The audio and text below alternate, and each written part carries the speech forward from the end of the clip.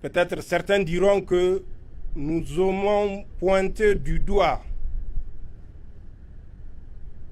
les puissances impérialistes, mais c'est une flagrante réalité.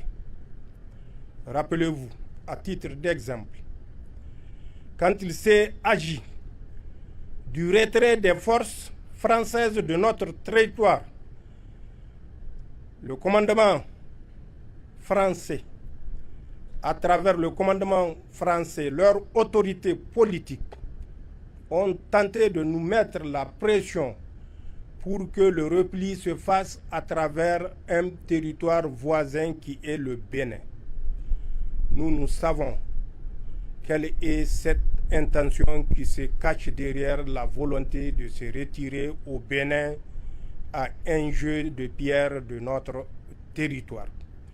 Nous avions dit que le retrait des troupes françaises se fera par le territoire tchadien, à travers une grande partie du territoire national, mais pour déboucher sur le territoire tchadien et se diriger là où ils voudront. À notre grande surprise, allez-y vérifier. Aujourd'hui, là où je vous parle, à l'aéroport de Tourou, Tourou est un aéroport dont la piste fait 3300 mètres, 15-20 km tout au plus à l'ouest de Parakou. Vous verrez à Tourou, dans le W, dans la Pendjari, l'ensemble des forces que nous avons expulsées par notre territoire et à travers la frontière avec le pays frère du Tchad s'est retrouvé ou se sont retrouvés sur le territoire béninois. Il est temps que ceux qui pensent que nous aimions juste pointer du doigt se réveillent et comprennent la détermination, la volonté de la France à nous déstabiliser. C'est une vérité et nous ne cesserons jamais de le dire. Rien qu'avant-hier, il y a un porte-hélicoptère amphibie qui s'appellerait Tonnerre qui a accosté au port autonome de Cotonou. À bord, c'est des milliers de soldats français. On vous dira que c'est un exercice. Mais combien de ports sont plus appropriés que le port béninois pour conduire ce type d'exercice? Et à ce que je sache, et à date, ça doit être le 10e débarquement à travers des portes hélicoptères amphibies. Le 7 décembre, il y avait eu un ordre et nous les suivons régulièrement. Ils doivent être à leur 10e débarquement à Cotonou. Officiers, sous-officiers, militaires de rang, sapeurs, gendarmes, gardes nationaux, gardiens de paix, agents de douane et des eaux et forêts, au nom de la République, du peuple souverain, je vous félicite et vous dis merci. Merci au nom de la délégation qui m'accompagne. Merci à mon nom propre. Des sacrifices, d'énormes sacrifices consentis pour garder notre chère patrie, le Niger, debout malgré l'adversité. En effet, Depuis plus de 10 ans, nous faisons face à une insécurité transportée et implantée dans notre espace sahélien. Cette insécurité pour laquelle l'ensemble des forces de défense et de sécurité se sont mobilisées pour opposer une résistance farouche dans un premier temps avant d'inverser et reprendre l'initiative que nous avons conservée depuis lors. En effet, les résultats apparents aujourd'hui sont le fruit d'un sacrifice énorme consenti par l'ensemble des forces de défense et de sécurité avec le soutien du peuple résilient de notre espace nigérien d'abord, ensuite confédéral. Au nom de tous ces martyrs, des FDS et des civils, nous prions Allah pour que leur âme repose en paix et qu'il leur accorde sa rahma. À toutes les familles victimes de cette insécurité importée, nous témoignons la solidarité de la République du Niger. Et quand je parle de sécurité importée, je sais de quoi je parle. L'adversaire, l'ennemi. Posez-vous la question, comment est-ce que des États structurés, organisés, avec toutes les composantes pour assurer leur survie, font face à des difficultés pour renouveler les équipements et mieux assurer un équipement, une dotation permanente aux forces de défense et de sécurité. Quand on observe ces mercenaires changer de moto en milliers, changer d'équipement en dizaines de milliers plutôt, et que aucune organisation, selon ce qu'on veut nous faire croire, ne soit pas derrière ces tirailleurs d'un autre âge.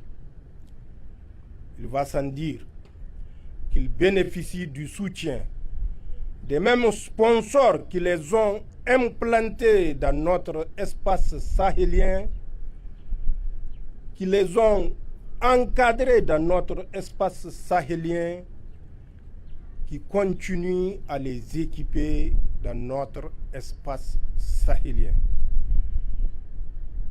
C'est une vérité et une vérité irréfutable.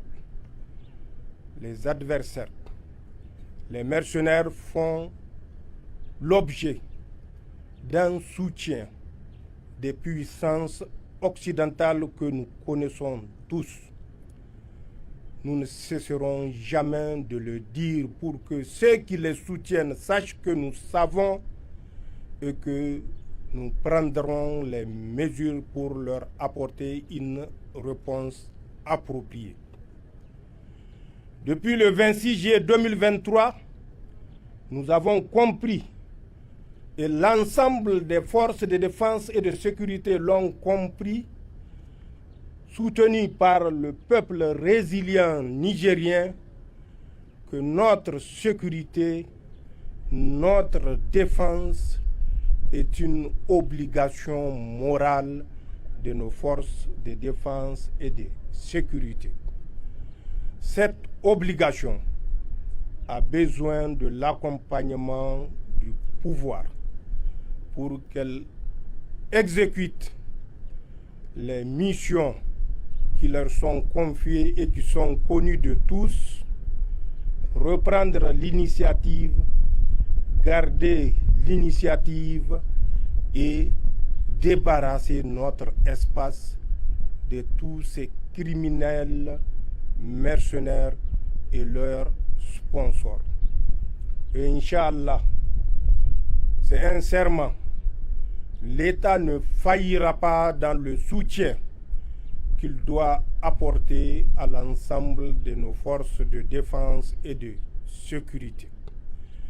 Mais pour que la lutte soit plus efficace, les forces de défense et de sécurité doivent apprendre à connaître l'adversaire, à connaître l'ennemi, à connaître son mode opératoire pour toujours et toujours garder l'initiative.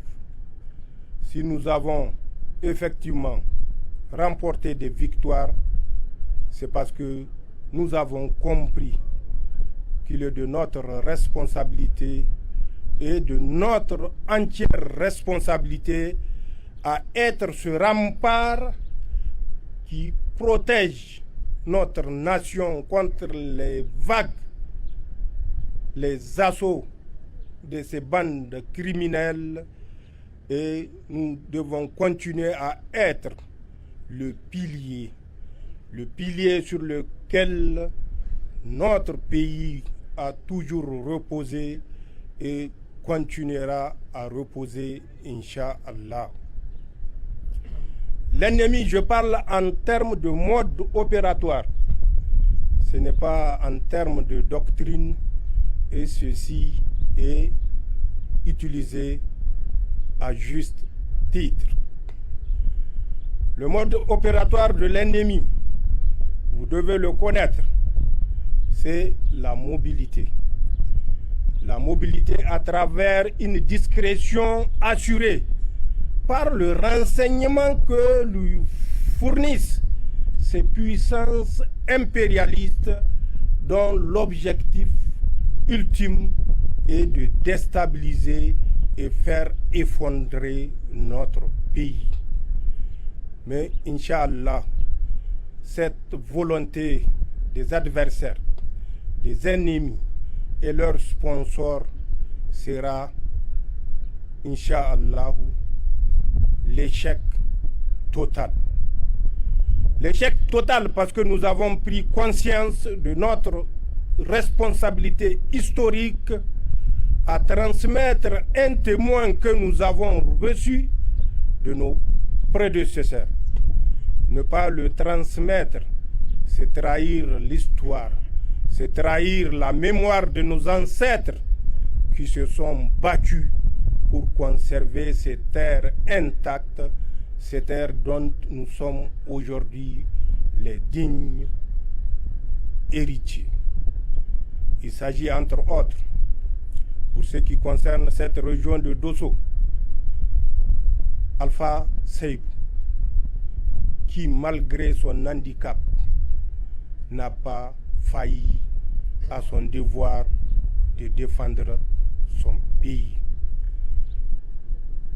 Les prédécesseurs, c'est également Saraounia Mangou, qui malgré son statut a tenu face à la tristement célèbre colonne Paul Voulé et Chanoine. Nous connaissons notre histoire et c'est un avantage parce que nous avons là un instrument solide. L'ennemi de 1896, 97, 99 et jusqu'à 1920, à travers la dernière résistance, grandeur nature, que des dignes fils ont opposé dans la partie de ce que nous appelons Abzin, cette résistance, qui est l'une des dernières résistances, ont été un point de repère pour nous et continueront à être une source d'inspiration. L'ennemi utilise toutes sortes de perfidies, mais c'est une perfidie qu'il a appris à connaître à travers des instructeurs aussi perfides qui ont envahi notre espace aux années auxquelles je viens de faire référence et qui continuent, nous le savons tous, à assurer cet encadrement dans la perfidie. L'ennemi procède par guérilla pour surprendre nos forces de défense et de sécurité. Et qui dit guérilla dit mobilité, furtivité. Et la seule parade que les forces de défense et de sécurité doivent garder en mémoire est la vigilance. L'ennemi n'est pas au-delà de notre portée. L'ennemi bénéficie des renseignements, comme je l'ai dit, et nous surprend dans nos moments de relâchement. C'est pourquoi nous devons œuvrer sur le terrain, en cantonnement, pour être vigilants. La vigilance doit être une permanence au sein des forces de défense et de sécurité qui sont structurées, organisées pour que les missions s'exécutent de façon rotative et de nature à permettre à chaque instant à des troupes fraîches d'être à l'avant-garde pour sécuriser l'ensemble de notre territoire. Je l'ai dit, l'État ne faillira pas. Certes, face aux besoins, on a l'impression que beaucoup n'est pas fait. Mais je vous rassure, et la haute hiérarchie militaire est consciente des efforts que ne cesse de fournir l'État nigérien pour garder notre pays debout. Nous n'avons pas d'autre alternative, nous n'avons pas d'autre choix que de consacrer les maigres ressources au profit de la sécurité de notre pays, au profit des forces de défense et de sécurité. Peut-être certains diront que nous aimons pointer du doigt les puissances impérialistes, mais c'est une flagrante réalité. Rappelez-vous, à titre d'exemple, quand il s'est agi du retrait des forces françaises de notre territoire, le commandement français, à travers le commandement français, leur autorité politique, ont tenté de nous mettre la pression pour que le repli se fasse à travers un territoire voisin qui est le Bénin. Nous savons quelle est cette intention qui se cache derrière la volonté de se retirer au Bénin à un jeu de pierre de notre territoire. Nous avions dit que le retrait des troupes françaises se fera par le territoire tchadien, à travers une grande partie du territoire national, mais pour déboucher sur le territoire tchadien et se diriger là où ils voudront. À notre grande surprise, allez-y vérifier. Aujourd'hui, là où je vous parle, à l'aéroport de Tourou, Trou est un aéroport dont la piste fait 3300 mètres. 15-20 km tout au plus à l'ouest de Parakou. Vous verrez à Tourou, dans le W, dans la Pendjari, l'ensemble des forces que nous avons expulsées par notre territoire et à travers la frontière avec le pays frère du Tchad s'est retrouvées ou se sont retrouvées sur le territoire béninois.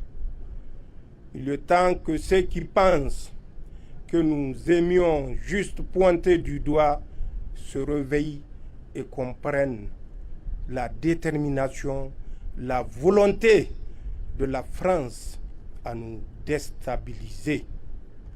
C'est une vérité et nous ne cesserons jamais de le dire.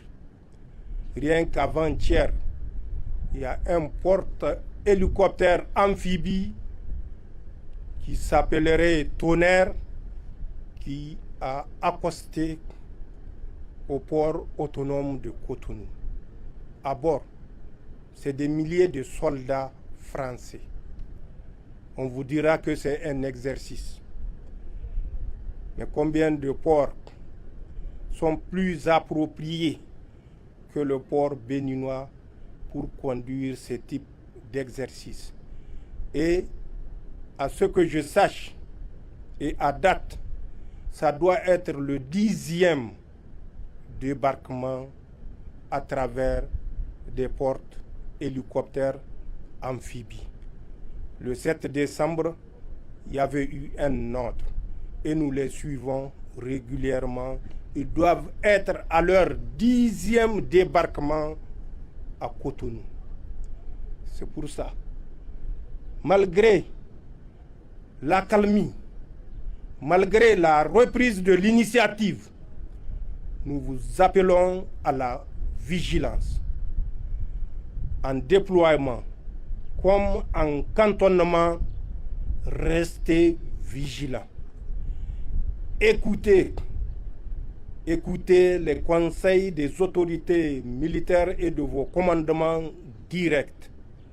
Ils savent de quoi ils parlent et ils parlent dans l'intérêt de la sécurité nationale. Merci pour tout ce que vous faites et ce que vous serez appelés à faire pour garder notre pays debout.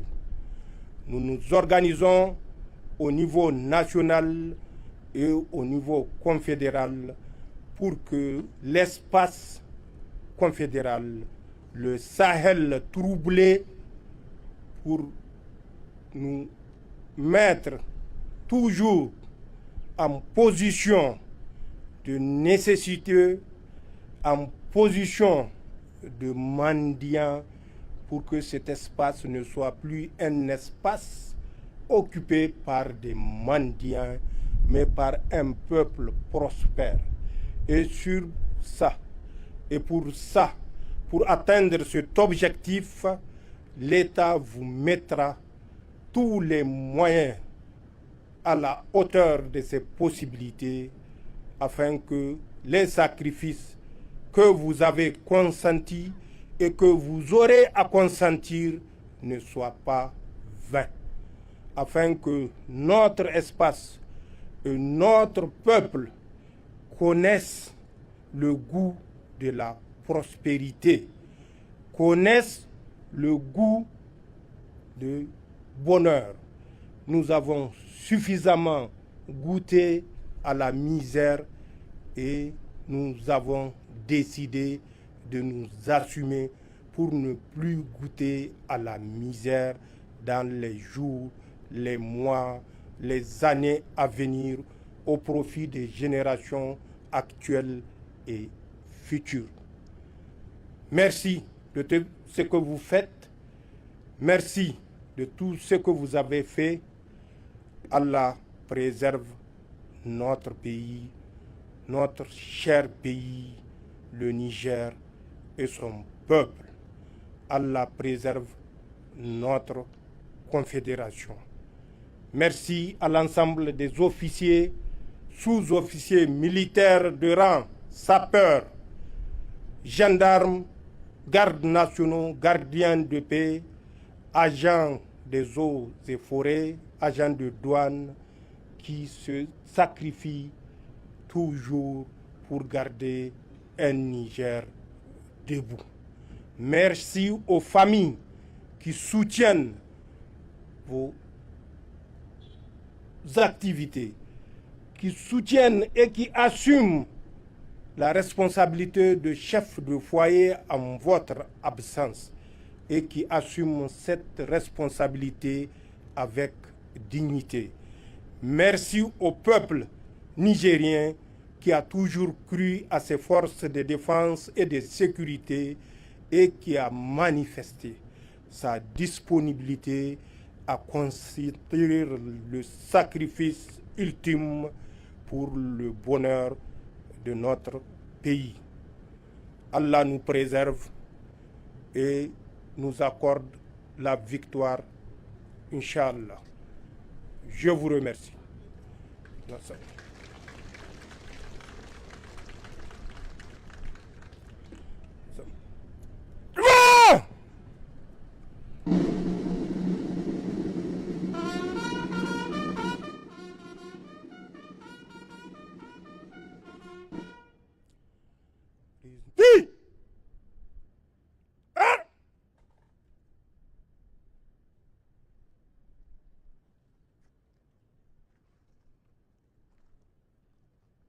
À votre disposition.